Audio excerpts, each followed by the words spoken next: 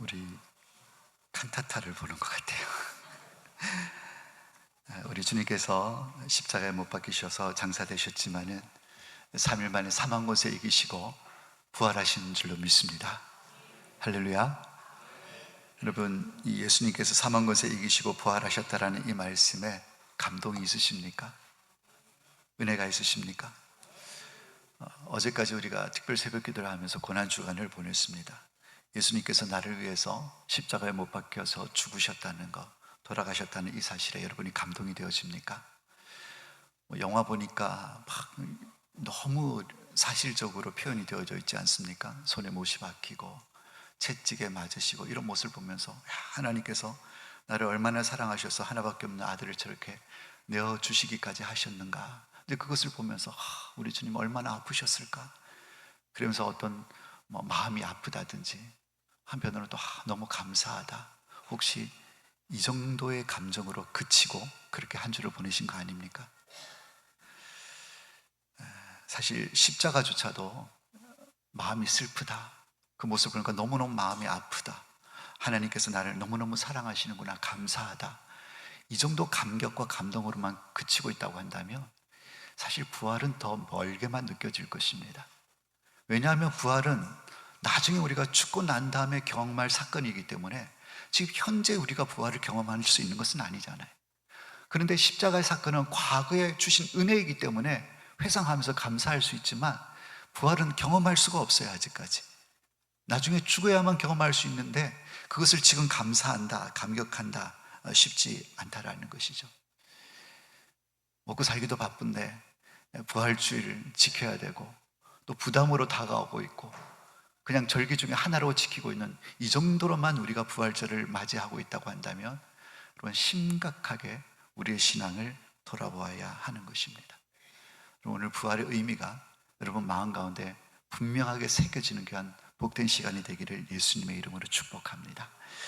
오늘 고린도전서를 우리가 읽었는데요, 고린도 교회는 사도 바울이 예수님의 십자가의 죽음과 부활의 복음을 전하면서 세운 교회가 고린도 교회입니다. 물론 다른 교회들도 마찬가지죠. 그런데 고린도 교회에 여러 가지 문제들이 있었습니다. 우리가 잘 아는 것처럼 분쟁이 있었고 또 어떤 당 짓는 것이 있었고 또 음행이 있었고 여러 가지 이 죄들이 이 고린도 교회에 넘쳐났던 것이죠. 그래서 사도 바울이 그 문제를 해결하기 위해서 쓴 편지가 고린도전서의 내용인 것입니다. 그런데 그런 여러 가지 문제가 있었지만은 고린도 교회에 대한 가장 큰 심각한 문제는 뭐냐면 복음에 대한 그들의 믿음이 흔들렸다는 거예요. 복음에 대한 믿음이 흔들렸다는 것. 특별히 여러분, 복음의 핵심이 무엇입니까? 부활이에요. 부활. 고린도 교회 성도들 가운데 부활에 대해서 의심하는 자들이 있었다라는 것입니다. 물론 예수님이 다시 살아나셨다는 것을, 예수님의 부활을 의심하는 것은 아닙니다. 그런데 예수님의 부활을 의심하는 것은 아니지만 뭘 의심하냐면 성도들이 다시 부활한다는 사실에 대한 의심을 가지는 성도들이 고린도 교회 가운데 생겨나기 시작했다라는 것입니다. 그래서 오늘 사도 바울은 아니다, 성도들의 부활도 확실한 것이다, 흔들리지 말라, 이것을 알려주고 그들의 믿음 위에 굳건히 세우기 위해서 오늘 고린도전서 15장을 쓰고 있는 것입니다. 그래서 부활에 대한 확신을 심어주기 위해서 썼는데, 그래서 우리 고린도전서 15장을 별명을 붙이지 않습니까? 무슨 장이라고 부르죠? 부활장이라고 이렇게 붙이기도 합니다. 그래서 사도 바울은 고린도 교회 성도들의 의심을, 부활에 대한 의심을 책망하면서 여러 가지 모양으로 책망을 하고 있습니다. 12절 말씀에 보니까 그리스도께서 죽은 사람 가운데서 살아나셨다고 우리가 전해줬는데 어떻게 너희들이 죽은 자 가운데서 부활이 없다고 그렇게 얘기를 하느냐 라면서 책망을 하고 있고, 13절에는 만약에 죽은 사람이 다시 살아나는 부활이 없다고 한다면 예수님도 살아나지 못하실 것이다 이렇게 얘기를 하고 있고, 또 14절에 그리스도께서 살아나지 아니하셨다고 한다면 우리가 전하는 것 그리고 너희들이 믿는 그 모든 것이 다 헛된 것이다 이러면서 고린도 교회 성도들을 책망하고 있는 것을 볼 수가 있습니다. 여러분, 사도 바울이 전했던 것, 우리가 전하는 것, 여러분 사도 바울이 전했던 것이 무엇입니까? 다른 것이 아닙니다. 예수님은 하나님의 아들이시라는 것, 그리고 그것이 우리 죄를 위해서 십자가에 못 박혀 죽으셨다는 것, 그리고 장사한 바 되었다가 3일 만에 다시 살아나셨다는 것, 그리고 이 사실을 믿는 자는 구원을 받는다는 것, 이것이 바로 사도 바울이 고린도 교회 성도들에게 전해준 복음의 내용인 것입니다. 사랑하는 여러분, 기독교 신앙의 핵심은 십자가와 함께 부활이라는 사실을 분명히 인식을 해야 하는 것입니다. 오늘 본문 말씀에 13절부터 19절까지 만일이라는 표현을 여러 번 반복해서 무려 한 5번 정도 쓰고 있는 것을 보게 되는데요. 만일 죽은 자의 부활이 없으면, 14절에도 그리스도께서 만일 다시 살지 못하셨으면, 15절에도 만일 죽은 자가 다시 사는 것이 없으면, 16절도 마찬가지고요. 19절에 만일 그리스도 안에 있는 우리의 바라는 것이 다만 이생뿐이면, 이생뿐이라는 얘기가 뭐냐, 이생뿐이 아니라는 것이죠. 부활에서 다음 생이 있다는 것을 얘기하고 있는 것입니다. 여러분, 이 만이라는 단어를 주목을 해야 하는 것입니다. 여러분, 만일이라는 뜻이 무엇입니까? 우리가 많이 쓰는 표현이지 않습니까? 근데 참 재미있는 것은 한자어를 보니까 이 만일이라는 단어가 참 재미있는 단어로 글자로 구성이 되어져 있더라고요. 1만 만자의 한 일자입니다. 만일이 그 뜻이라는 거예요. 만 개가 있는데 한 개라는 거예요. 만일 그리스도의 부활이, 죽은 자가 다시 살아나는 것이 없다고 한다면, 죽은 자의 부활이 없다고 한다면, 만일, 다시 얘기해서 부활은 10,000개 중에 1개 정도의 확률로 있을 수 없다는 거예요. 거의 없다는 얘기인 것입니다. 이 만이라는 표현이 무엇이냐면 부활은 사실이라는 거예요. 10,000개 중에 1개 정도가 혹 있다고 가정한다면 이 뜻인 거죠. 가정이라는 거예요. 가정. 그러니까 부활은 10,000개 중에 10,000개이지 10,000개 중에 하나 확률로 일어날 수 있는 것이 아니라는 거예요. 그것을 반증하는 표현이 만일이라는 이 표현이다라는 것입니다. 사랑하는 여러분, 예수님의 부활은 확실한 진리인 줄을 믿으시기를 바랍니다. 보통 기독교라고 얘기를 하면 무엇을 강조합니까? 십자가를 강조합니다. 기독교의 가장 강력한 심벌이 뭡니까? 십자가지 않습니까? 십자가. 이 십자가는 모든 것을 얘기해 줍니다. 그리고 예수님이 이 땅에 오신 목적도 십자가를 통해서 분명하게 확인할 수가 있다는 것이죠. 그런데 만약에 기독교가 십자가만 강조한다고 한다면 편협한 신앙이 될 수가 있습니다. 십자가만 강조한다고 한다면, 나를 구원해 주시기 위해서 십자가에 못 박혀 죽으신 십자가만 강조한다고 한다면, 부활은 우리 구원의 완성입니다. 완성. 그리고 부활은 죄사함의 분명한 증거입니다. 십자가도 중요하지만 또 중요한 것이 뭐냐면 부활이 너무너무 중요하다는 것이죠. 로마서 4장 25절 말씀에 이렇게 기록이 되어져 있습니다. 예수는 우리가 범죄한 것 때문에 내줌이 되고 또한 우리를 의롭다 하시기 위하여 살아나셨느니라. 우리의 의로움을 위해서 예수님께서 뭐 하셨다고요? 살아나셨다는 거예요. 부활하셨다는 것입니다. 그러니까 다시 얘기해서 예수님의 부활이 없으면 우리의 의로움도 없다라는 얘기입니다. 여러분, 의로움이 없는데 어떻게 죄 용서가 가능한 것입니까? 십자가 사건이 아무리 우리에게 주어졌다고 하더라도 부활에 대한 신앙이 우리 가운데 없다고 한다면 의로움이 없는 것입니다. 십자가가 의미가 없어질 수가 있다는 것입니다. 죄 때문에 죽으셨지만 믿음으로 죄가 용서되고 의롭게 되어졌으니, 죄가 속량되었으니 더 이상 우리가 죽음 가운데 머물 이유가 없는 것입니다. 그러니까 예수님께서 십자가에 못 박혀 죽으신 이유가 뭐 때문에 죽게 되으셨습니까? 우리 죄 때문에, 우리 죄의 문제를 속죄하시기 위해서 십자가에 죽으셨는데, 그러면 살아난 의미는 무엇인가? 라고 했을 때 바로 우리 죄의 문제가 다 해결되었다, 다 속량이 되었다, 그래서 너희들은 의롭게 되었다라는 증거가 뭐냐면 부활이라는 얘기예요. 좀 얘기가 어렵게 들릴지 모르겠습니다만 좀 쉽게 한번 제가 설명을 드리겠습니다. 여러분, 죄를 지었습니다. 죄를 지었으면 벌을 받아서 어디에 가야 됩니까? 감옥에 갑니다. 감옥에. 어디 간다 그러셨어요?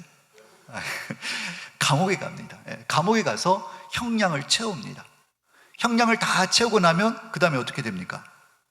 출소를 하죠. 왜요? 감옥에서 나는 죄값을 다 치렀기 때문에. 그런데 출소를 하지 않고 여전히 감옥에 있다는 것은 무엇을 의미합니까? 아직도 죄값을 치르고 있다는 것입니다. 여러분, 이것을 얘기하는 것입니다. 예수님께서 죽으심의 의미는 무엇이냐면 우리의 죄에 대한 값을 치렀다는 것입니다. 벌을 받으셨는 것입니다. 그래서 십자가에 못 박혀 죽으시고 죽으신 상태에 있다는 것은 뭐냐면 우리의 죄값을 치르셨다는 거예요. 그런데 죽음에 계속 머물러 있다는 얘기는 무슨 뜻입니까? 지금 감옥에 계속 있는 것과 같은 의미라는 것이죠. 그 얘기는 뭐냐면 죄값을 치르는 중이라는 것입니다. 그런데 죄값을 다 치르고 나면 감옥에서 출소해야 되는 것처럼 우리의 모든 죄의 문제가 해결되어졌다고 한다면 더 이상 예수님은 감옥에, 다시 얘기해서 죽음에 매여 있으실 필요가 없는 것입니다. 어떻게 하셔야 됩니까? 살아나셔야 되는 거예요. 감옥을 출소함으로 이 사람의 죄의 값을 다 해결해서 이제 죄 용서받았다는 것이 증명되어지는 것처럼 예수님이 사망에 매여 있는 것이 아니라 거기서 부활하심으로 말미암아 우리의 모든 죄의 문제가 해결되어졌고 이제 의롭게 되어졌다는 것을 뭐 하는 행위입니까? 증명하는 행위가 바로 부활에 담겨져 있는 중요한 의미다라는 것입니다. 그러니까 십자가만 있어서는 안 돼요. 반드시 어디까지 나아가야 됩니까? 부활까지 나아가야지만 우리의 죄의 문제가 완전히 해결되어진다라는 것이죠. 그래서 부활은 구원의 완성인 것입니다. 그리고 부활은 우리의 모든 죄의 문제가 완전히 해결되어졌다, 이제는 의롭게 되어졌다라는 증명, 그것이 바로 부활이라고 설명할 수가 있다라는 것이죠. 그렇기 때문에 이 부활이 없다고 한다면 우리의 믿음도 우리의 구원도 다 헛것이 될 수밖에 없는 것입니다. 고린도전서 15장 오늘 17절 말씀 보니까 그리스도께서 다시 살아나신 일이 없으면 너희의 믿음도 헛되고 너희가 여전히 죄 가운데 있을 것이요, 아직도 감옥 가운데 있다는 것입니다. 죄를 치르고 있다는 증거인 것입니다. 그러나 감옥에 있지 않고 출소를 했기 때문에, 사망에 매여 있지 않고 예수님께서 부활하셨기 때문에 죄 가운데 있는 것이 아니라 완전히 벗어나서 죄 용서함 받은 바 된 의로운 존재가 되었다라는 것을 증명하는 것이 무엇이냐면 바로 부활이라는 것입니다. 그래서 기독교 신앙의 핵심은 십자가만 얘기하면 안 되는 것입니다. 무엇까지 얘기해야 합니까? 부활까지도 얘기를 해야 한다라는 것입니다. 사랑하는 여러분, 부활이 없으면 가장 불쌍한 사람이 바로 우리 믿는 성도들입니다. 부활의 믿음이 있는 성도는 세상 사람들과 다른 삶을 살아갑니다. 왜냐하면 부활이 있기 때문에, 다시 살아날 것을 믿기 때문에, 그리고 살아나고 난 다음에 삶이 있는 것을 믿기 때문에, 그 믿음의 그 삶의 시작이 어디서부터입니까? 부활부터 시작되지 않습니까? 그렇기 때문에 이 부활에 대한 신앙이 있는 사람은 천국을 소망합니다. 영생을 소망합니다. 그래서 이 땅을 살아도 그냥 안 사는 것이죠. 세상 사람들과 똑같은 삶의 모습으로 살아가지 않는다라는 거예요. 그런데 만약에 부활이 없다? 그러면 우리가 이 땅에서 믿음으로 살아가는 모든 행위가 다 헛것이 되어지는 것입니다. 그래서 불쌍한 사람이 되는 거예요. 그리스도 안에서 이 잠자는 자들에 대한 말씀이 있습니다. 오늘 고린도전서 15장 18절 말씀을 보니까 또한 그리스도 안에서 잠자는 자도 망하였으리니, 그리스도 안에서 잠자는 자들이 왜 망합니까? 부활이 없으면 망한다라는 거예요. 여러분, 그리스도 안에서 잠자는 자들이 누구입니까? 바로 예수를 나의 구원자와 주인으로 믿고 돌아가신 우리의 믿음의 선진들, 성경에 나오는 위대한 인물들, 다 그 사람들이 뭐예요? 그리스도 안에서 잠자는 자들인 것입니다. 만약에 부활이 없으면 그들이 어떻게 했다고 얘기합니까? 망했다라는 거예요. 여러분, 성경에 있는 많은 위대한 선진들의 모습을 보시길 바랍니다. 그들은 부활에 대한 소망이 있었습니다. 영생, 영원한 삶에 대한 믿음이 있었습니다. 그렇기 때문에 이 땅을 살아가는 동안에 그 부활 신앙 때문에, 그 믿음 때문에 때로는 자기 권리를 내려놓았습니다. 심지어는 자기 목숨까지도 내던져서 그 신앙을 지켜갔던 것입니다. 부활이라는 그 신앙 때문에, 다시 살아날 것이고 영생의 삶을 믿기 때문에 그렇게 살았는데, 만약에 부활이 없다 그러면 헛되이 죽은 거 아닙니까? 쓸데없이 목숨 버틴 거 아니에요? 불쌍한 거죠. 오늘 말씀해 보면 망했다라고 이렇게 말씀하고 있는 것이죠. 여러분, 믿음의 선진만 그렇습니까? 우리도 마찬가지인 것입니다. 여러분, 오늘날 이렇게 예배당에 나와서 예배 드리고 있는 여러분들, 만약에 우리가 부활이 없다고 한다면 세상에 있는 많은 사람들 중에 제일 불쌍한 사람들이 여러분들인 거예요. 아침 일찍 나와가지고 밥 준비한다고 막 들락날락 거리시고, 또 새벽 기도도 나온다고 평안하게 좀 일주일 동안 피로를 풀기 위해서 좀 푹 숙면을 취하시면 좋을 텐데 굳이 또 새벽에 나오셔가지고 같이 기도하시고, 왜 그러시는 거예요 도대체? 이 자리에 나와서 예배는 또 왜 드립니까? 나가서 바람도 쐬고 좋은 데 가서 맛있는 거 부부랑 같이 사 먹고, 코에 바람도 좀 넣고, 이제 꽃도 막 피고 그러는데 자연도 좀 즐기고 그러면 되지. 왜 이 갇힌 공간에 와가지고 왜 그러면 되고, 왜? 부활에 무엇이 있기 때문에? 소망이 있기 때문에 그렇습니다. 부활에 대한 믿음이 있기 때문에 그렇다라는 것이죠. 만약에 내가 이 믿음을 가지고, 그래, 우리는 부활할 거고 영원한 생명이 있고 천국이 있고 상급이 있고, 그러면서 열심히 달려갔는데 죽었는데 아무것도 없어요. 끝이 무입니다. 무. 영생도 없고 천국도 없습니다. 그러면 그동안 이 부활 신앙을 가지고 영생을 소망하면서 달려왔던 그 삶이 다 부정되어지는 거 아닌 것입니까? 그러니까 모든 사람들보다도 가장 불쌍한 사람이 오늘 이 자리에 모인 저와 여러분이 될 수 있다라는 것을 말씀하고 있는 것이죠. 그럼에도 불구하고 성도들이 이 땅을 살아가는데 세상 사람들과 다르게 살아가는 이유가 무엇입니까? 그것은 바로 부활이 사실이기 때문에 그래요. 무엇보다도 우리 예수님이 죽으셨다가 3일 만에 다시 살아난 부활이 역사적인 진실인 줄, 진리인 줄 우리가 믿습니다. 예수님의 부활이 진리인 것을 우리가 믿기 때문에 우리는 세상 사람들과 다르게 살아가고 있다는 것이죠. 여러분, 예수님의 부활이 진리라는 것을, 그게 역사적인 팩트라는 사실을 우리가 어떻게 믿습니까? 여러분이 경험했어요? 부활하신 예수님을 만났습니까? 이미 2000년 전에 태어나셨다가 십자가에 못 박히시고 2000년 전에 부활하신 그 사건을 우리 눈으로 확인할 길이 없는 것입니다. 그런데 오늘 사도 바울 당시에 고린도 교회에 있는 많은 성도들에게 오늘 부활 얘기를 지금 사도 바울이 하고 있는데, 여러분, 이때 당시는 달랐습니다. 이 사도 바울이 고린도전서 편지를 쓸 때에 이때 당시에는 부활을 경험한 성도들이 너무너무 많았습니다. 서도에 사도 바울이 얘기를 하면서 나는 물론이고 12제자도 물론이고 예수님의 동생 야고보도 마찬가지고 또 심지어는 500명이 넘는 많은 사람들이 예수님의 부활하심을 경험했고, 또 그 경험한 사람들이 지금 이 고린도전서가 쓰여진 시기가 언제쯤이냐면 예수님께서 부활하시고 난 다음에 대략 한 15년에서 20년 사이에 쓰여진 책이라고 이렇게 학자들은 추정을 하고 있습니다. 그러니까 예수님이 돌아가셨다가 부활하시고 살아나신 지 그렇게 긴 시간이 지나지 않았습니다. 길게 잡으면 20년밖에 안 지냈어요. 그러니까 예수님께서 살아나셨던 것을 경험한 사람들이 아직 20년밖에 안 흘러갔기 때문에 몇 분은 돌아가셨겠지만은 많은 사람들이, 대다수의 사람들이 어떻게 되어 있습니까? 살아있다라는 거예요. 살아있다라는 거예요. 그러니까 우리는 2000년이 지났기 때문에 그 흔적을 찾기가 성경밖에, 또 그 몇몇 문헌들밖에 없기 때문에 정말 예수님이 살아나셨나? 이렇게 의심할 수 있겠지만, 이 고린도전서가 쓰여질 당시에는 예수님의 부활 사건이 진리였어요. 기정사실이었다는 것입니다. 왜냐하면 야, 이거 진짜냐? 라고 했을 때에 예수님의 부활을 경험한 사람들이 너무 많이 살아있었기 때문에, 초대교회 이 고린도전서 편지가 쓰여졌을 때는 부활은 기정사실이었다는 것이죠. 여러분, 이것이 기독교와 다른 종교의 큰 차이인 것입니다. 일반적인 세상 종교들을 보면 보통 교주가 쓴 책들이 있지 않습니까? 종교 창시자가 남긴 어떤 글들이 있지 않습니까? 이런 게 있는데, 보통 보면 수백 년, 오랜 기간이 지나서 남겨진 그 글들을 보고 우리의 어떤 교주가 이런 일들을 했다더라, 이런 말들을 했다더라, 이런 일들을 했다더라는 그걸 보고 그들이 신앙을 가지게 되지만, 이 기독교는요, 예수님이 살아나신 것, 특별히 이 부활을 경험한 사람들이 살아있는 그 당시에 기록되어져 있는 문헌, 그게 무엇입니까? 성경이잖아요. 그것을 우리가 믿고 있다는 거예요. 질적 차이가 있습니다.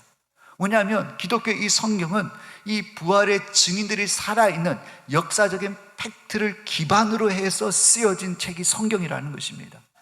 이런 탁월성이 있다라는 것이죠. 다시 얘기해서 부활은 부정할 수 없고 거부할 수 없는 역사적인 사실이다. 우리가 그것을 지금 믿고 있다라는 것입니다. 여러분, 예수님의 부활이 사실이라는 사건은 제자들을 통해서도 증명이 되어집니다. 많은 사람들이 예수님이 부활하셨다는 얘기를 하고 막 다녔지만은 그게 진짜인지 가짜인지는 무엇으로 확인할 수가 있습니까?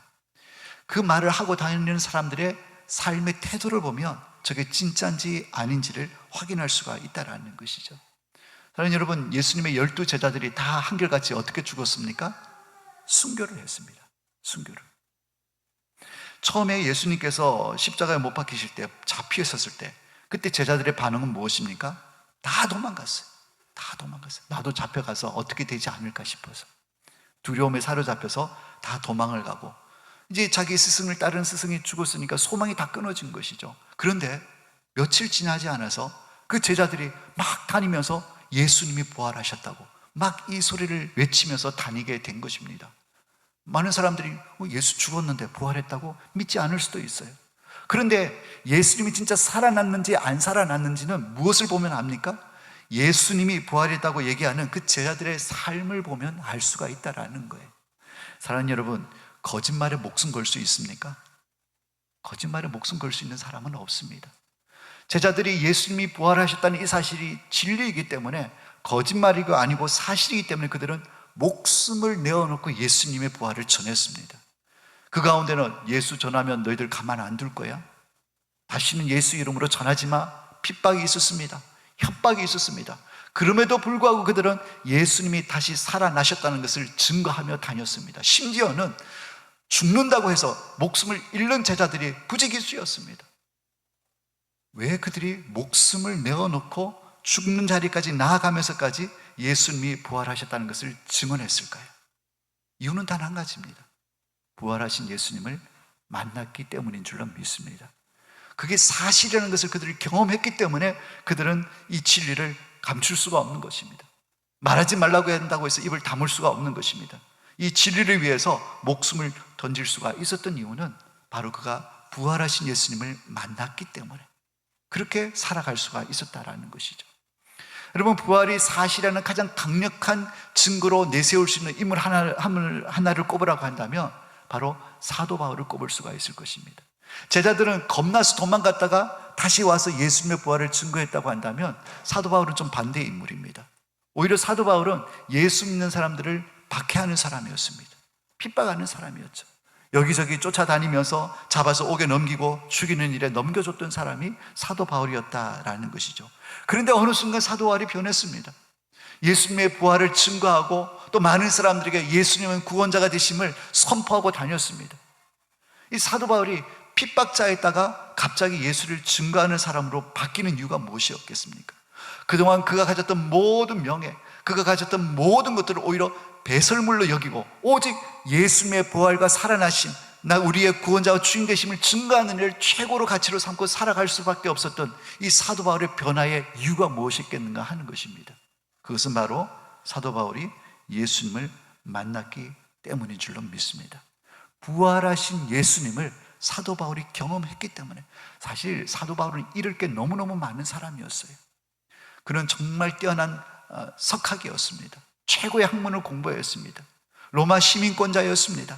가만히 있어도 출세길이 확 열리는 그런 사람인데, 이 사도 바울이 하루아침에 그 모든 것을 다 던져버리고 예수님의 죽으심과 부활하심을 증거하는 증인이 될 수 있었던 이유, 그가 평생 동안 핍박하고 정말 믿는 사람들 잡아 넘기는 일을 했던 그 일을 지금 자기가 할 수 있었던 이유는 뭐냐면, 거부할 수도 없고 부정할 수 없는 부활하신 예수님을 사도 바울이 만났기 때문인 것입니다.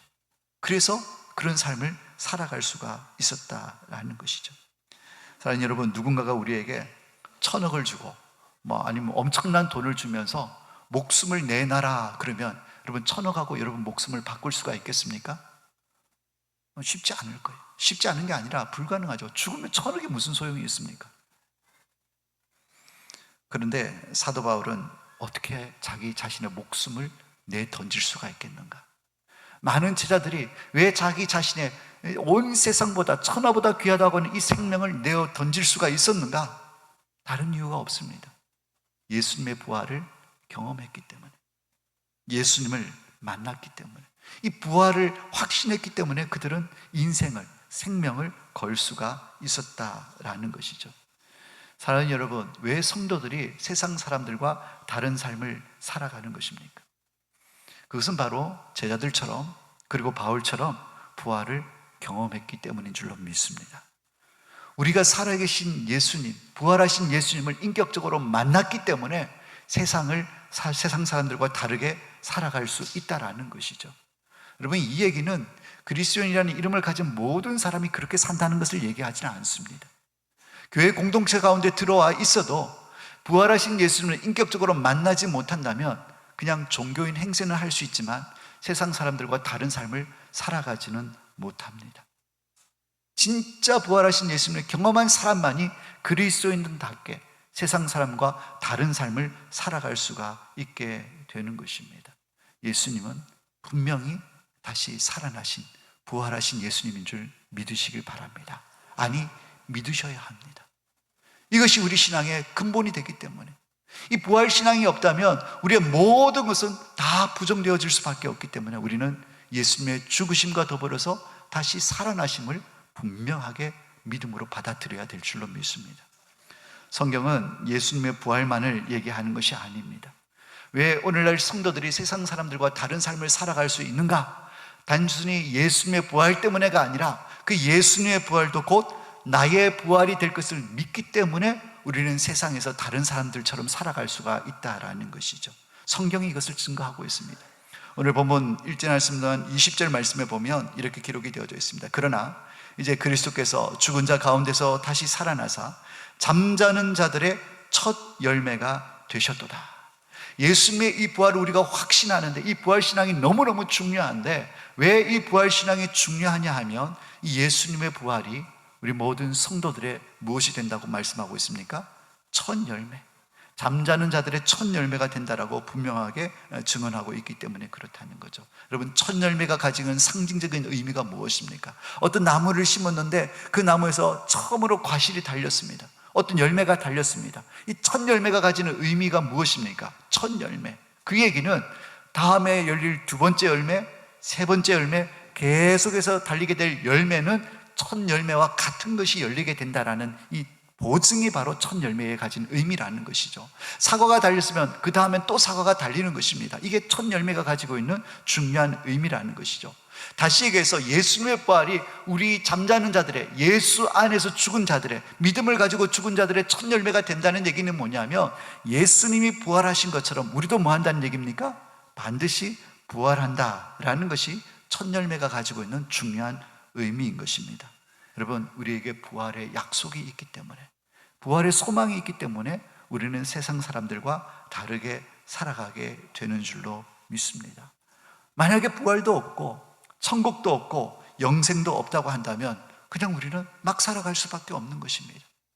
쾌락주의로, 육신의 욕구를 쫓아서 즐거움과 만족을 쫓아서 살든지, 아니면 무로 다 없어질 것이기 때문에 영생이 없고 부활도 없으면 허무주의에 빠져가지고 뭐 그런 삶을 살아가든지, 이 둘 중에 하나의 삶을 살아갈 수밖에 없다라는 것이죠. 그런데 우리는 하나님이 살아계시고 우리에게 부활의 소망이 분명히 있음을 믿기 때문에 세상 사람들과 같이 그렇게 믿음 없는 삶을 살 수가 없다라는 것입니다.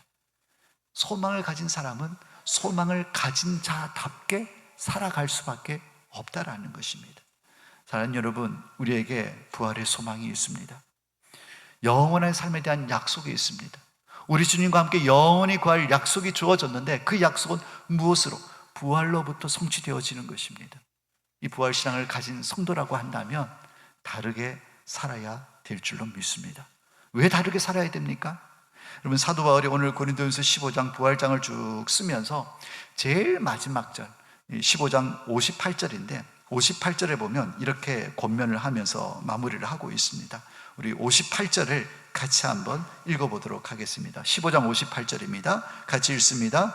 그러므로 내 사랑하는 형제들아, 견실하여 흔들리지 말며 항상 주의 일에 더욱 힘쓰는 자들이 되라. 이는 너희 수고가 주 안에서 헛되지 않은 줄 알미라. 아멘. 사랑하는 여러분, 다르게 살아가야 될 이유가 여기 있는 것입니다. 우리가 세상 사람들과 다르게 살아갈 수밖에 없는 이유는 뭐냐면, 우리의 수고가 주 안에서 결코 헛되지가 않기 때문인 줄로 믿습니다. 사랑하는 여러분, 세상 사람들과 다르게 살아가는 것, 우리에게 정말 중요한 주제입니다. 다르게 살아가야 하는 것입니다. 내가 부활 소망을 가지기 이전의 내 모습과도 다르게 살아가야 하는 것입니다.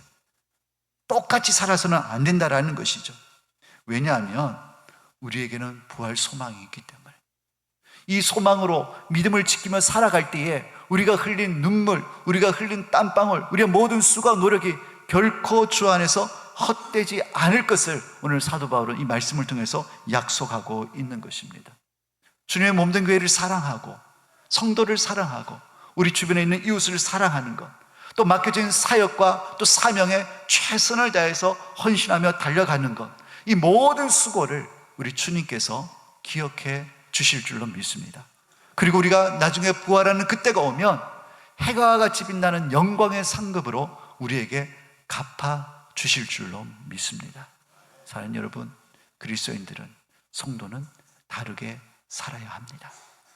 부활의 소망이 없는 세상 사람들과 같이 그래 살아가지 마시고, 우리가 예수님께서 부활의 첫 열매가 되셨듯이 우리도 장차 다시 부활할 것이라는 분명한 부활의 확신을 가지고, 또 그날에는 우리 하나님께서 말할 수 없는 영광의 상급으로 우리에게 갚아주실 것이라는 이 믿음을 가지시고 이 땅을 믿음으로 승리하시는 우리 모든 성도님들이 다 되시기를 예수님의 이름으로 축원합니다. 기도하겠습니다.